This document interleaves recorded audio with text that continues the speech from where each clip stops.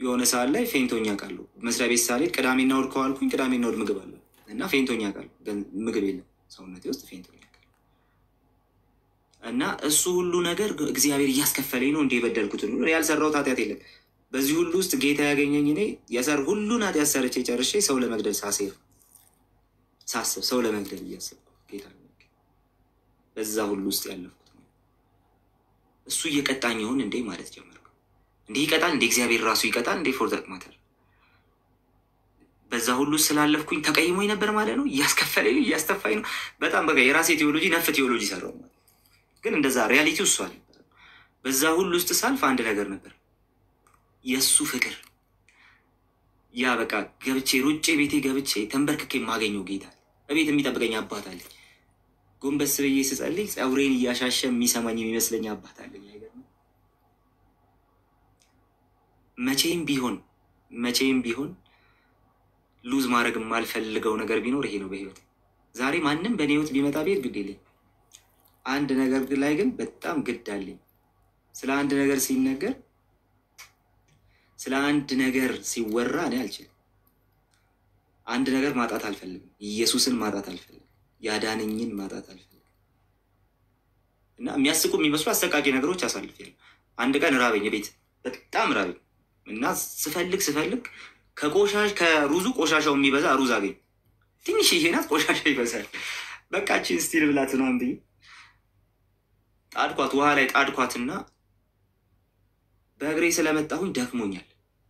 እስቲ በጋደም ልበል ብዬ መጽሐፍ ነገር ይዤ ጋደም አልኩኝ ማለት የተነሳሁት ታፍኜ ነው እና ስነሳ ለካ እንቅልፍ ድካሙ ስላለ ወስዶኝ የጣድኳት ሩዝ አራለች እና ከሰል ሆናለች። ጭሱ አፍኖኛል፣ ቤቱን አፍኖኛል። ከዛ ተነስቼ እንደገና ቤቴን እንትን አድርጌ ተኛሁ። ምግብ ሲያምረኝ ቀረ ማለት ነው። የሚገርመው እንትን አልነበረኝ። ከዚህ ሁሉ ውስጥ ከወጣው በኋላ ግን አንድ ነገር ታወቀኝ። በዚህ ሁሉ ውስጥ ያለፍኩት በባዶ ቤት ጌታ ራሱን ሊያሳየኝ ይፈልጎ ነበር። እዛ ባዶ ቤት ውስጥ የተዋወቁት መተዋወቅ ከጌታ ጋር መቼም ቢሆን እንዳልላቀቁ አድርጉኝ። መቼም ቢሆን ከእግሩ ስር እንዳልነሳ አድርጉኝ። አሁን ባለትዳር ነኝ። በቅርቡ ልጅ ወልጃለሁ። የልጅ አባት፣ ቤተክርስቲያን አገልጋይ፣ የሚከተሉኝ ልጆች አሉኝ፣ ሰዎች አሉኝ። ቸርች በቃ እንዳስተምር የሚፈልጉ ሰዎች አሉ። መንፈሳዊ አባት አለ፣ ጓደኞች አሉ፣ የሚሰሙኝ ሰዎች አሉ፣ ስለ እኔ ጥሩ የሚያስቡ ሰዎች አሉ። ባለቤቴን በጣም ወዳታለሁ፣ በጣም ትወደኛለች። አሁን ልጅ ወልጃለሁ። ጓደኞች አሉኝ፣ አንዷ ማኒ እና ከዚህ ሁሉ የሚበልጥብኝ አንድ ነገር አለ፣ ኢየሱስ ይባላል።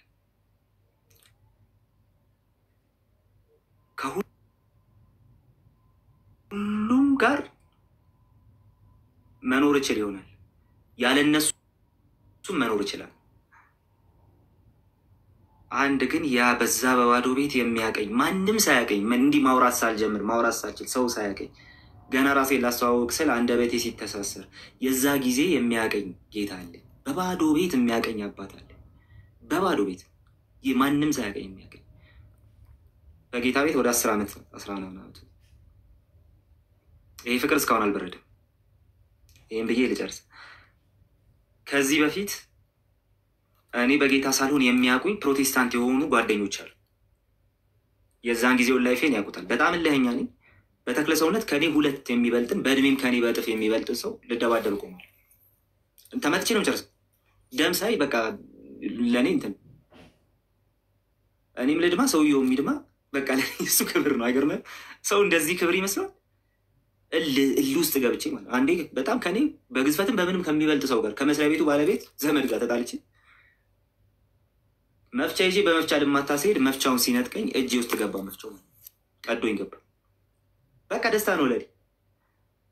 በቃ ደም ማየት ክብሬ የሆነ ለመሰለ ደሙን ያፈሰሰልኝ ለክብሬ ለኔ ክብር ሲል እሱ ክብሩን ያዋረደልኝ እሱ ስላልገባኝ ነበር።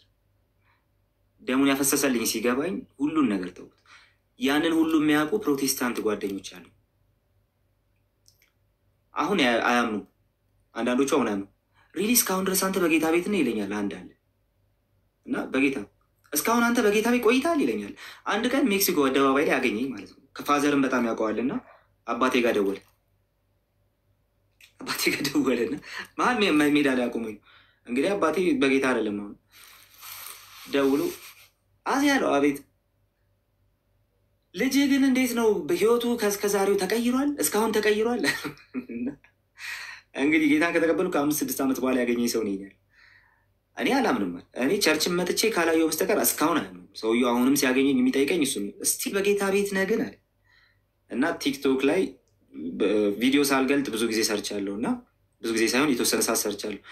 በቪዲዮ ስወጣ ነው ያወቀውና ኦኬ እያወራ ነው ማለት ነው ስለ ጌታ። እስካሁን ህይወትህን ባላቅም ማለት ነው። ለምን መሰለ የማይቀየር የሚመስልን ነገር ጌታ ይቀይራል። እኛ የምንወደው ይመስለናል እንጂ የወደደን እሱ ነው። እኛ የምንኖርለት ይመስለናል እንጂ በልጁ ሞት የዋጀን እሱ ነው። በልጁ ሞት ያዳነን እሱ ነው። በማይለቅ ፍቅር ነው የወደደን። አንዳንዴ ሰው ነኝና ይከፋኛል፣ ይደብረኛል፣ የሆነ ነገር ዲስከሬጅ ያደርገኛልና ልወጣ ሞክራለሁ። ኡፍ በቃኝ ምናምን የምልበት ጊዜ አለ። የዛ ጊዜ የሚመልሰኝ አንድ ነገር ብቻ ነው፣ ፍቅሩ። በመስቀል ላይ የሞተልኝ እሱ፣ ያዳነኝ እሱ እና እኛ እንደኛ እንደወደድ ነው አይደለም አለ ሐዋርያው ዮሐንስ ሲናገር። እሱ እንደወደደን ነው ነፍሱን እንደሰጠልን ልክ እንደዛ ነው። በቃ ፍቅር ማለት ይሄ ነው። ይህን ፍቅር ትቼ የትም ነው መሄድ የማልችለው። ሁሌ ከእግሩ ስር ነው የምታገኝ። ሰው ነኝ፣ ልበድል ይችላል። ሮጬ እግሩ ስር ነው የምታገኝ። ከእኔ በላይ ደካማ የለም። እዚህ ውስጥ 3.6 ሰው ይታየኝ። ከዚህ ሁሉ ደካማ ትሁት እየሆንኩ እንዳይመስላችሁ ራሴን አውቀዋለሁ። በጣም ደክሜ ከዚህ በኋላ ሳልወጣም ባልኩበት ሁኔታ ውስጥ እንኳን እጁን የሚዘረጋልኝ ጌታ አለ፣ የሚያበረታኝ እንደገና እንደ ብርቱ የሚያቆመኝ ጌታ አለ። በጣም ይደንቀኝ። ወደ ነበርኩበት እንዳልመለስ የሚያደርገኝ ነገር ይሄ፣ እንዳልወጣ የሚያደርገኝ ነገር ይሄ። ዛሬ በቤቱ ጌታን አገለግላለሁ፣ አስተምራለሁ፣ እዘምራለሁ። ስለ መለኮት ተምሬያለሁ። ደግሞ እየተማርኩ ነው። 3ኛውን ዲግሪ እየተማርኩ ደግሞ እያስተማርኩ። በቴሌግራም ኦንላይን ማስተምራቸው ሰዎች አሉ። ቲክቶክ ላይ በየሳምንቱ 2 ጊዜ አስተምራለሁ ምናምን የሚሰሙኝ ሰዎች አሉ። ግን ለእኔ አንድ ነገር ይበቃኛል። ለእኔ ክብሬ እሱ ብቻ ነው። እሱም ደግሞ በጸጋው የሸፈነኝ ጌታ። እሱ ሲሰማኝ በቃ ደስ ይለኛል። እንደሚሰማኝ ስለማቅ ከቤቱ አልወጣም፣ እንደሚያየኝ ስለማቅ ከቤቱ አልወጣም። እና እዚህ ያላችሁ ሁላችሁም ማለት ነው የጌታ ጸጋ ከእኔ ተነስቶ ብታዩ ሁለተኛ ሰላም አትሉኝ። በጸጋው የቆመ ሰው ነው የምታየው። አንተ ወደዚህ ጸጋ መጣ፣ በጣም ደስ አለን፣ ሀሴት አደረገን። ሁሌ የሚወድህ ሁሌ የሚጠብቅህ፣ ምናልባት የሆነ ቀን ብደክም እንኳን በፍቅር እጁ ዘርግቶ ዝም ብሎ የሚጠብቅ እስክትመለስ የሚጠብቅ ጌታ አለ። ያገኘህ ያ ድንቅ ጌታ። ስለዚህ በጣም ከኛ ጋር ህብረት ስለምታደርግ ከጌታ ጋር ህብረት ስላለ ስለዚህ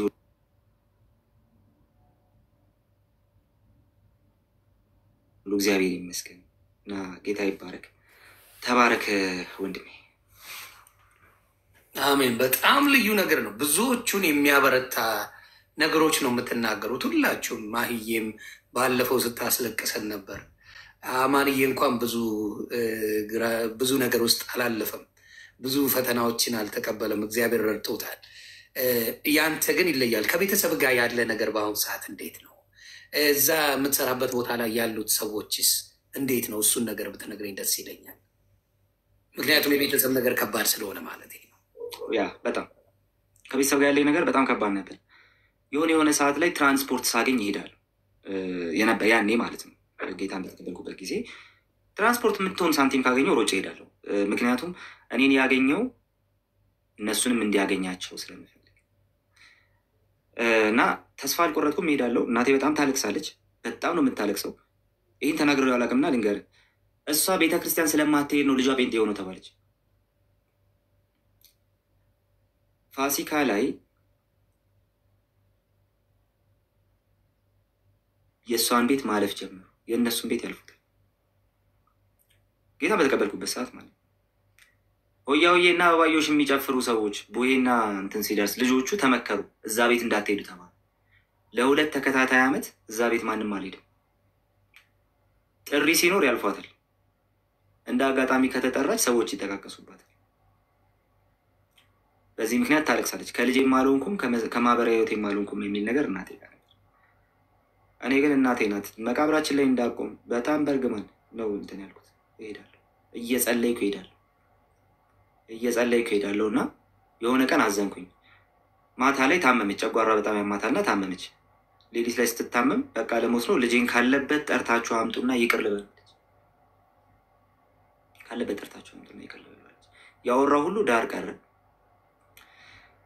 የሆነ ሰዓት ላይ የህይወቴን መቀየር ሲያዩ ገረማቸው፣ በጣም ገረማቸው እና ሲሄድ 20 ብር 30 ብር ምናምን ይሰጠው ይልኩኛል። እስቲ እየተሳደቡ እየተራገሙ ይልኩኛል ምናምን እና የሆነ ሰዓት ላይ ቅድም ያልኩ ጉልበቴ ወለቀና ደም ገባ፣ በጎን በኩል ወለቀ፣ ደም ገባ። በጣም እግር መንገድ እጠቀም ስለነበር እና በዛ ምክንያት እግሬ በጣም አበጠ። አደሴም ታይም ብሮንካይትስ ያዘኝ እና ቤቱ አልኩኝ ማለት ነው። ምግብ የለም፣ መድኃኒት የለም፣ ህክምና የለም፣ ቤቱ አልኩኝ። ከዛ በኋላ ሰዎች ሰፈር ላይ ስለሆነ ሰዎች ነገሯት። እነሱ ከዛ ለቀው ለገዳዲ ሄደው ነበርና ነገሯት። የት አባቱ ምናምን አለች። የእናትነት ልብ ነው፣ ግን በጣም ማልቀስ ጀመረች አሉና መጨረሻ ላይ መጡ፣ ይዘውኝ ሄዱ፣ አሳከሙኝ ምናምን። ከዛ ወደ ቤት ተመለሳሉኝ። እኔ ጥማኛለች፣ ሮጬ ሄጄ በመጸለይ ቤቴ ጥሞኛል፣ አልሄድም። በቃ እየተጎዳውም እዚህ ሆናሉ አልኩ። ከእነሱ ጋር ግን በዛው ታረኩኝ፣ በዛው ቀጠልን። ከዛ ህይወቴን እያዩ እኔም ስሄድ አላርፍም፣ ሰብካለሁ፣ ወንጌል ሰብካለሁ ምናምን። የመጨረሻ ወንድሜ ጌታን ተቀበለ። በድብቅ ነው ያለው። በስመ አብ 3000 ፊት አውርቼ በድብቅ ነው ቀባጠሩ። እሺ እዚህ ጋር ላቁምና ግን የሆኑ ያሉ ነገሮች አሉ። እግዚአብሔር ብሩን ጌታ ይወሰድ። አሁንም ምናልባት ለሚያው ቤተሰቦች የሆነች ነገር ልበል ከይቅርታ ጋር። ቤተሰብ በማንኛውም ጊዜ እግዚአብሔር ፍቅር ነው። ስለዚህ ወደ እግዚአብሔር በሄዱ ይቻላል ወይ ወደ ሱስ፣ ወደ ዱርዬነት፣ ወደማይገባ ነገር ቢኬድ ነው የሚሻለው። ለቤተሰብ ይህንን ነው የምለው። ማናችሁም ቤተሰብ አንድ ሰው በጌታ ሲሆን ወይም ደግሞ ጴንጤ ሲሆን ወይም የገባው ነገር ኖሮ ወደ ጨዋነት ሲመጣ እንዴት ልትቀየሙ ትችላላችሁ? ጫትቃሚ የነበረ፣ ጠጭ የነበረ፣ ተደባዳቢ የነበረ፣ ሰውን ሲገፋ የነበረ ሰው ወደ መልካም ሲቀየር ለምንድን ነው ቅር የሚላችሁ? በተለይ ማርያምን ካደ የሚባል ታፔላ የሚለጠፈው ለምንድን ነው? የቱ ጋ ነው ቅድስት ድንግል ማርያም የተካደችው? የት ቦታ? መጽሐፍ ቅዱሳዊ ላይ ያለችው ቅድስት ድንግል ማርያም ሁሉም የሚወዳት ናት።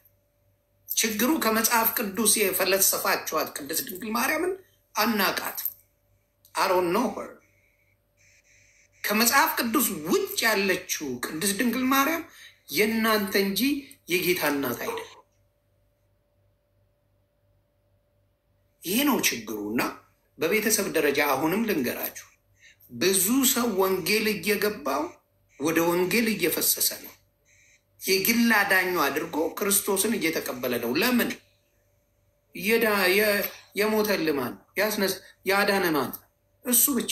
ማንም የሞተ በዚህ ብትል ማንም አጠገቡ አልነበር። 12ቱ ሐዋርያቶች ኧረ የት ስናውቀው እያሉ ነው የሸሹ። ማንም አጠገቡ አልነበር። ማንም ባልነበረ ከአጠገብ የሚሆነው በጸጋው ያዳነን ክርስቶስ ስለሆነ እሱን መቀበል እንደ ወንጀል ከተቆጠረ ዱርዬነቱ ላይ ለምን ተስማማችሁ? ዱርዬ ሲሆኑ፣ ሌባ ሲሆኑ፣ ተደባዳቢ ሲሆኑ ያልተቀየማችሁ ጌታን የግል አዳኝ አድርጌ የተቀበልኩት ሲባል የምትቀየም ቤተሰብ እግዚአብሔር ልቦና ይስጣችሁ። እግዚአብሔር በልቦና ጸሎት አድርጉ። እናንተም ፈልጉት። እውነቴን ነው የምለው፣ እናንተም ፈልጉት። መጽሐፍ ቅዱስን በብዛት ያነበበ ሰው በብዛት ወዴት እንደሚሄድ ይታወቃል። ወደ ጌታ ነው የሚሄደው። ወደ ጴንጤ የሚሄድ ይመስላችኋል? ኖ፣ ወደ ጴንጤ እየሄድ አይደለም፣ ወደ ጌታ። መጽሐፍ ቅዱስ ስታነብ ከጌታ ጋር ነው የምትታረቀው፣ ከጌታ ጋር ነው የምትሆነው እንጂ ወደ ጴንጤነት አይደለም። ሰው ግራ የሚገባው ወደ ጴንጤነት የሚጎርፊም ኖ፣ ወደ ጌታ ነው ሰው እየሄደ ያለ። ይህንን ነው መረዳት ያለ። ወደ ጌታ እኔ እየሄድኩ ያለው ነው። አላቀውም ነበር፣ ይኸው አላቀውም። እነዚህን ወንድሞች አላቃቸው። ወደ ጌታ የጌታን ቃል ታመጣለና እንወያያለን። ወደ ጌታ እየሄድን ነው። ወደ ጌታ ነው። አምልኮም፣ ዝማሬም፣ ምስጋናም፣ ጸሎትም ሁሉ ነገር የሚገባው እሱ ብቻ። ደሴ ይህንን ነው እና አባካችሁ እናቶች ወንጌልን ለሚፈልጉ አባቶች አታስጨንቋቸው። በወንጌል ሲኖሩ አትግፏቸው። ለእናንተም የሚጠቅም ወንጌል እንጂ እናንተን በክፉ የሚያሳይ ወንጌል የለም። ሰው ሊገፋ ይችላል። በስሜ የተጠላችሁ ናችሁ ይላል መጽሐፍ። ቀድሞ ነው የሚነግር። ክርስቶስ እንደሚመጣ ያውቀዋል። ይሄ ነገር እንደሚፈልግ ጌታ ያውቀዋል። ቀድሞ ጽፎልሃል። በስሜ የተጠላችሁ ትሆናላችሁ። ተሳቅቄ ነበር ስናገር የነበረው ልጆቼን፣ ሚስቴን፣ እናቴን ስለሚሰድቡብኝ ፈርቼ ነው ብዬ ነበር። ለጥልጧቸው፣ እንደ ዘግዝቃችሁ ስደቧቸው። አልሰማ። ለምን? የሚያሸንፈውን የሚሟገትልኝን ጌታ አግኝቻለሁ። እንደፈለጋችሁ አድርጓቸው። ፈርቼ ነበር። ለምን? ጌታ ውስጥ ያልነበረ ከልቤ አልነበረም። አሁን ግን ከልቤ ገብቷል። የፈለግከውን መስደብ ትችላለህ። የፈለግከውን የስድብ ናዳ ማውረድ ትችላለህ። የሚቀየር ነገር የለም። ክብሩን ጌታ ይውሰድ። ስለዚህ ያንን ለማለት ፈልጌ ነው። መዝሙሩንም ፈልገዋለሁ። ማብራታ አንተን ያቺ የቃምክ የዘመርካት መዝሙር ታስፈልገናለች ብራታ እና ክብር ለጌታ። እስቲ እንስማ ወንድሜ እና የምትቀጥለውን እንሰማለን። አዋይ የዝማሬን ነገር ስላለው ቀጥሎ ቢያካትተው ሀሳቡን ሲጨርስ ፈቃደኛ ሀሳብን ጨርስና ታካታለህ። አማንዬም እንግዲህ የምትለንን ነገር መስማት እፈልጋለሁ። በጣም ተወዳጅ ወንድሜ ናችሁ የምትሆኑት። በስልክ ደረጃ ነው የምናወራው። የስልክ ቅርበት ነው የሚኖር። እግዚአብሔር ምስክሬ ነው የምለው። እንደዚህ አይነት ወንድሞች ማግኘትን መጣ አይደለም። በጌታ የሆኑ ጌታን የሚጠሙ ማንም መጣ ሄደ አማን ሊመጣ ይችላል ሊሄድ ይችላል። ምንም ይመስለኝ ነገር የለም።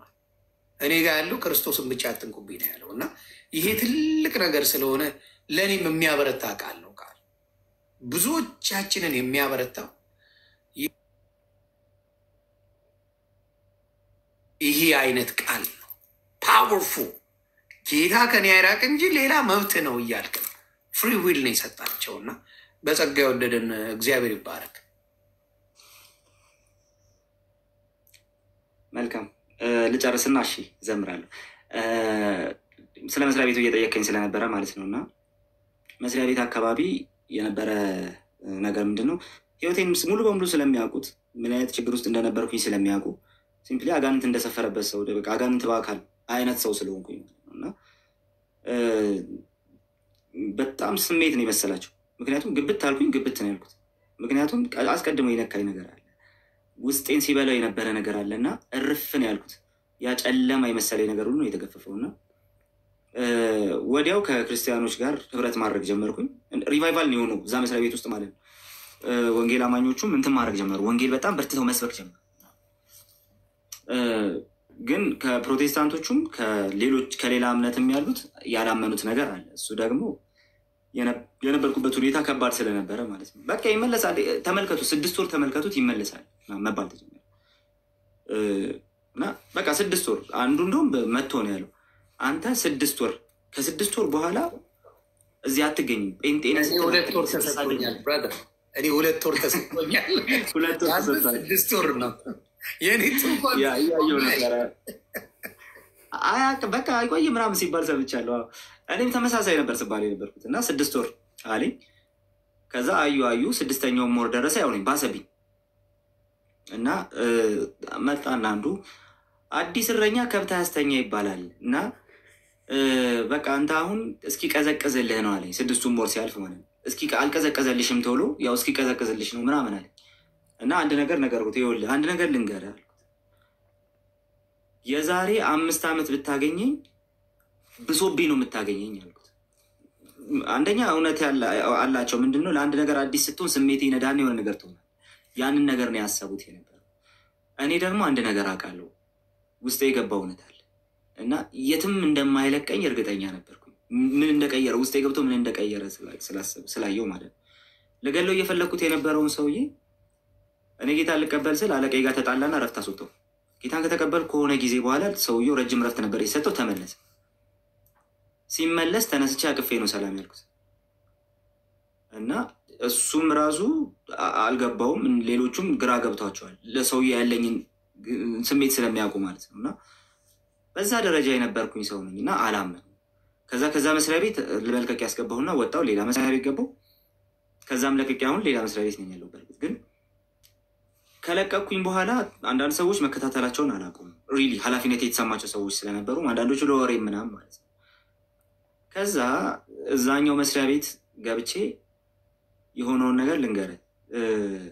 የምታውቀው በጸብ ምናምን ነው። ስገባ ያገኘኝ ሰውዬ በጣም ዲቫውት የተባለ በጣም አክራሪ የተባለ ኦርቶዶክስ፣ እዛ ባክ ያደረጉ ፕሮቴስታንቶች ነበሩ። ባክ አድርገው በቃ በህብረት ውስጥ ምናምን ካልቆየህ ክርስትና ትልቁ እንትን ነው። ህብረት ውስጥ ካልቆየህ ትክክለኛ ዶክትሪን እየተማርክ ካልቆየህ ባክ የማድረግ እድል በጣም ሰፊ ነው።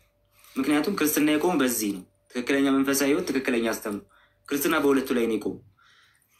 ስመለከታቸው ልጆቹ የማይሆኑ ሰዎች ጋር ሐሰተኛ ነቢያት ጋር ምናምን ነበሩ። ከዛ በኋላ ደግሞ የማይሆኑ ህይወት ውስጥ ነበሩ። ባክ አድርገዋል። ወስዶ አስጠምቋቸዋል። 3 ልጆች ወስዶ አስጠምቋል። የመጣሁት 4ተኛዋ ላይ እና ገና ስንገናኝ ምናምን እኔም ፈርቼዋለሁ የተለያየ እምነትን። በዛ ላይ እሱም አክራሪ ነው ምናምን። እኔ ደግሞ የነካኝ እውነት አለ፣ ወደኋላ አልመለስም እና ግን በጣም በሚገርም ሁኔታ አንደኛ ሰብሚት ማረኩለት። ራሴ ላይ ያየሁት አንዱ ለውጥ ነው። አለቆቼ አይደላችሁም ብዬ አለቆቼን ስሳደብ የኖርኩኝ ሰውዬ በጣም ሰብሚት አረኩለት። ሲቆጣ ሲጮህ መልስ የማልሰጠው እኔ ብቻ ነኝ እዚያ መስሪያ ቤት ማለት ነው። እንዲህ አንተ እንዲህ እያደረገ ምናምን ይባላል። አለቃዬ ነው መብቱ ነው እላቸዋለሁ። እና ሰውየው በራሱ አቀረበኝ፣ በጣም ወደደኝ፣ በጣም አቀረበኝ። ከዛ መስሪያ ቤት ስወጣ ተላቅሰን የተለያየ ነው ከሱ ጋር ራሱ ነው።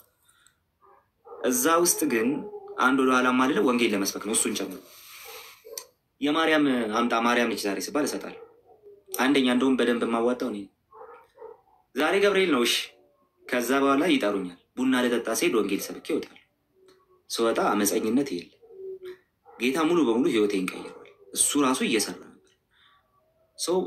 ከዛ መስሪያ ቤት ልወጣ ስል ከባክ ካደረጉት መካከል አንዱ ሌላኛውን ኦርቶዶክስ ወንድማችንን ጓደኛችንን ላከው እና ቃል እንዲያናግረኝ ይፈልጋሉ አለ። እሺ ያልኩት፣ ተገናኘን፣ አወራን። የወጣበትን ምክንያት ነገረኝ። መስፍን አስጠምቆኝ ምናምን ብሎ ስለ አለ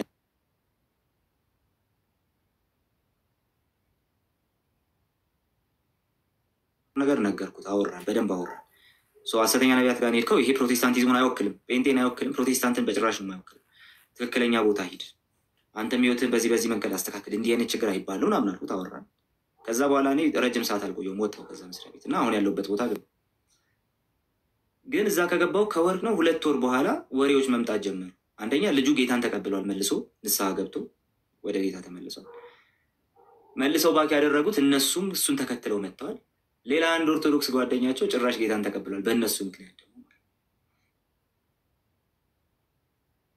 ምን እፈልጋለሁ? ከዚህ በላይ ምን አለ? እና በቃ እነዚህ ልጆችን ለመሰራት ጌታ ከተጠቀመኝ በሰዓቱ ቢወስደኝ ራሱ እኔ ተጠቃሚ ተጎጂ አይደለሁ። ጌታ በህይወታ አንድ ሰው ለመመለስ ሰርቶ ከዛ ቢወስድህ የተሻለ ቦታ ምትሄዱ ተጠቃሚ። የኖርክበትን ዓላማ አንዱ በሩቡም ቢሆን ፈጽም እንጂ በጣም ረካው። አሁን ያለሁበት መስሪያ ቤት ተመሳሳይ ሪትም ላይ አለው። አሁን ያለሁበት መስሪያ ቤት የመንግስትን ስለሆነ ብዙ ወደዛ ወደዚህ ለማለት ስፒሪቹዋል ነገሮች ላይ ለመንቀሳቀስ ላይ ይመች ይችላል። ባገኘሁት አጋጣሚ ግን ወንጌልን መስበክ ባልችል እንኳን ከመኖር ወደኋላ አይደለም። ባገኘሁት አጋጣሚ የሚሰበክም የሚኖርም ኢየሱስ ነው የሰጠን። በቃ የሞተልን እንሰብከዋለን፣ ደግሞ እንኖርለታለን። ዛሬ አገልጋዩ ነኝ፣ ክብር አግኝቼ አገልጋዩ ነኝ። ይህን ክብር አላልከሰክስም፣ ይህን ክብር አልጥለው። ይሄ ክብር ሰዎች ውርደት ሲመስላቸው ክብሬ ነው። አይገርምም? ከእግሩ ስር እንደመነሳት የሚያስፈራኝ ነገር የለም። በቃ ከሱ ፊት ዞር እንደማለት የሚያስፈራኝ ነገር የለም። እውቀት ምናምን በጣም ጌን አድርጌያለሁ እና ብዙውን ዘመኔን እያነበብኩ ነው የማሳልፈው። ብዙውን ዘመን ግን ከአንድ ነገር ጋር በፍጹም ነው የማይመጣጠነው። ማንበብ ፔንት ያደርጋል። ችግሩ እኮ እሱ ነው። ችግሩ እሱ ካነበብክ ፔንት ያደርጋል። ካነበብክ ገብተህ ነው ቁጭ የምትለው። ተፈነትታለህ። አስቸጋሪ እሱ ነው። እኔ ማንበብ ባልጀምር ኖሮ ችግር የለብኝም።